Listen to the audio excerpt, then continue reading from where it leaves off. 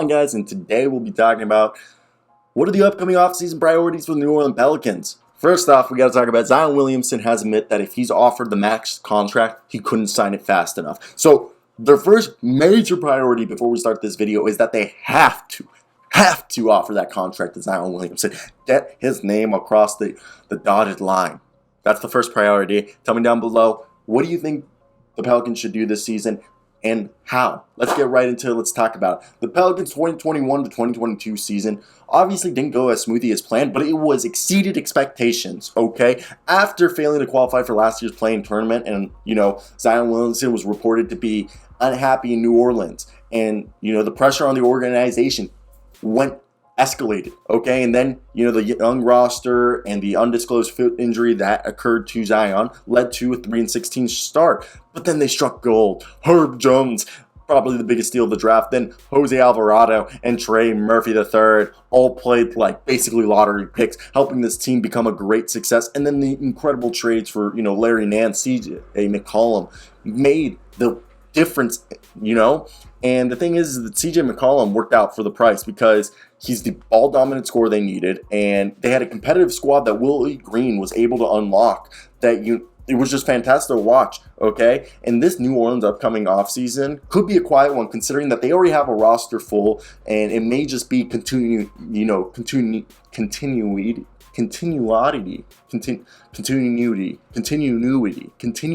Jesus Christ, I couldn't speak right there, guys. Continuity and the internal improvement. On the other side, they still have a surplus of future first-round picks they could put together to persuade a big trade. And Williamson's future in New Orleans could also be resolved this offseason when he becomes, what I said, sign that extension. And I've said it before, sign him, because right now he could command.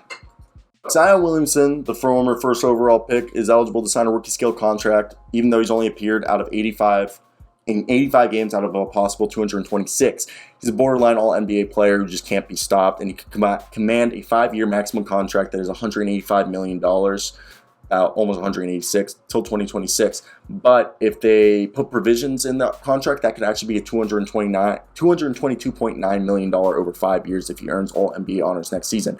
So probably they're going to give him that $220.9. And right now, with the full $15 million roster, or 15-man roster, they're $2.2 million under, the luxury tax. They already have $139 million committed in salary for next season, with basically Tony Snell being the only guy that they're going to really lose, which is fine, okay? And everybody else, look, this is a team that will have access to a $10.3 million non-taxpayer mid-level exception because they're $2.2 million below the luxury tax.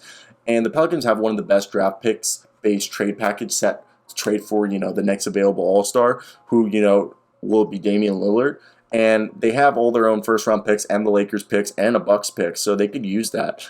And look, the luxury tax is going to start for them in 2023 to 2024 with CJ McCollum, Larry Nance, and Jackson Hayes all extension eligible this upcoming offseason. So it makes you think, let's get this contract, committed. And this is where I want to hear your guys' thoughts going into the offseason. What do you think is going to be important for them? Because right now, they have the projected 8th pick. And with that being said, a guy like Johnny Davis would be really good for them. I doubt Shadon Sharp will be available for them.